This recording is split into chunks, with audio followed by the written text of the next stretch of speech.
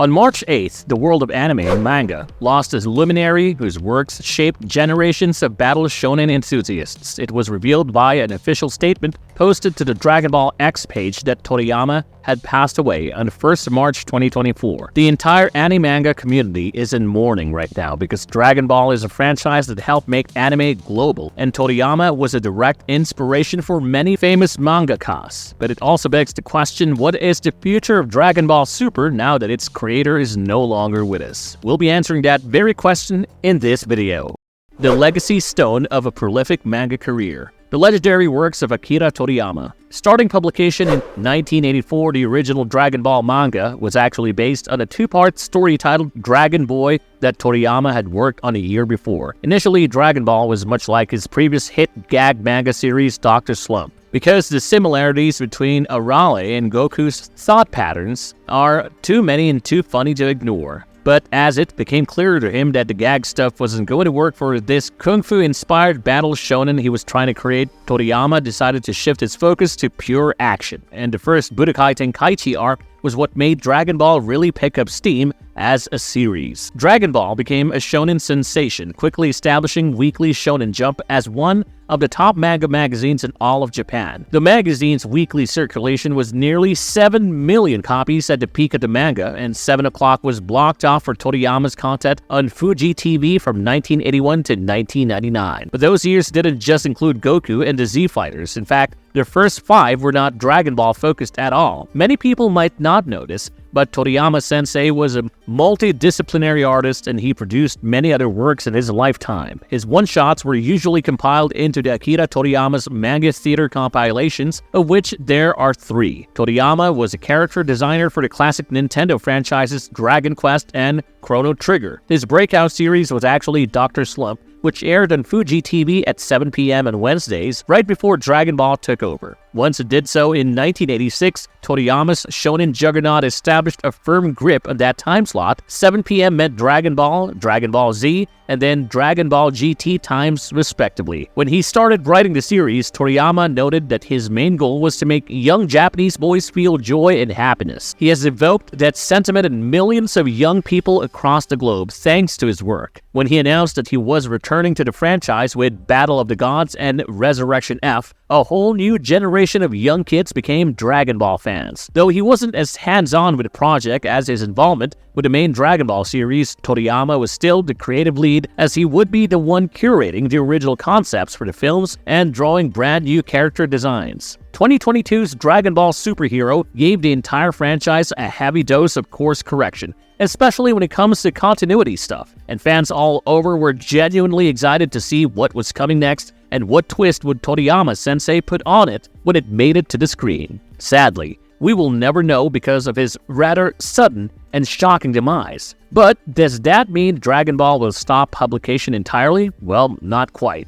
Dragon Ball Super will continue publication as long as Toyotaro is okay with it. The main difference between the original Dragon Ball series and everything that has come out in relation to it since 1996 is the fact that Akira Toriyama hasn't directly been involved with much of the latter. Apart from having the same characters and setting as Dragon Ball and Dragon Ball Z, Dragon Ball GT's creative process had nothing to do with Toriyama personally. The series was an original creation cooked up by Toei's creative team, and saw Aya Matsui and Atsushi Meikawa take up primary screenplay duties. Even the iconic or infamous, depending on who you ask, Super Saiyan 4 design wasn't created by Toriyama personally. It was the brainchild of GT's chief character designer, Katsuyoshi Nakatsuru. The only thing the creator of the franchise contributed to this DLC-type extension of this story was its name. He's the one who called it Dragon Ball GT, as in Dragon Ball Grand Tour. So Dragon Ball existing and continuing without Toriyama has been a thing for a while,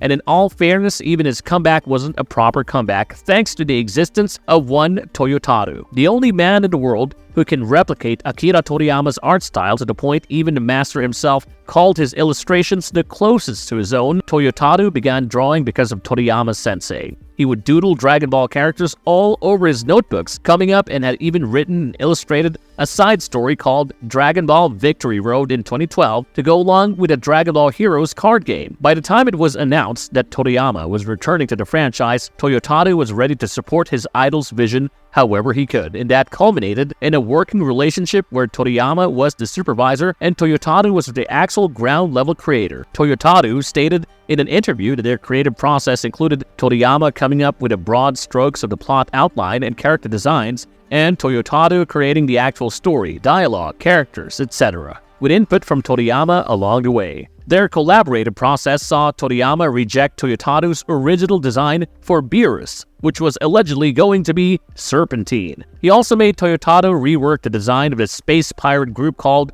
the Heaters 3 to 4 times to get it just right. The ultimate creative control remained with Toriyama, but Toyotaro was the one doing the actual detailing, which is evident if you read the Dragon Ball Super manga, mostly written and illustrated by Toyotaro. It is fairly different from the anime, and you can see that almost instantly. So if there is any person in the world equipped to handling the story's conclusion, it's Toyotaro. The question then becomes, can he do justice to the original vision of the franchise though? Because with Dragon Ball, that is a very difficult question to answer. Toriyama was a writer that liked to write directly from storyboards and will often come up with chapter outlines mere days before they were meant to be published. This laissez-faire approach to storytelling is what makes his creation so unique, but it also means there might not be much source material left over for Toyotaro to keep this story going. And even if there is, will he even want to continue considering he just lost his childhood idol? Assuming he does, we don't think he would have any trouble tying together the franchise's current direction in that signature Dragon Ball fashion.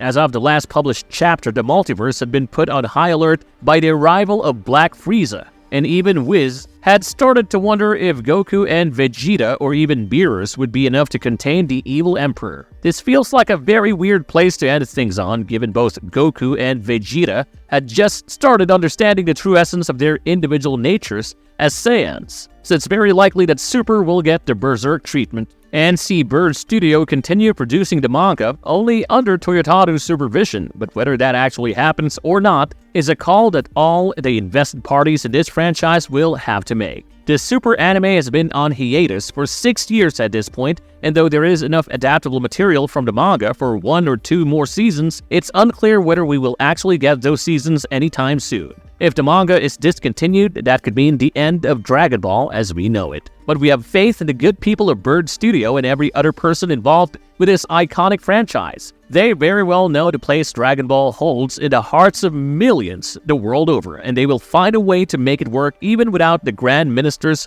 guiding hand. Marvel's verdict, and that's our 2 cents on the future of Dragon Ball Super. Rest in peace to Akira Toriyama, a man who inspired countless mangaka and is directly responsible for us having Naruto and One Piece in our lives. How about you guys? What do you guys think? Will Super continue publication, or will it end out of respect for Toriyama-sensei? Let us know in the comments down below. Don't forget to like, share, and subscribe to Marvelous Anime for the best anime content, and we will see you guys in the next one. Until then, take care, and don't fall off that Nimbus.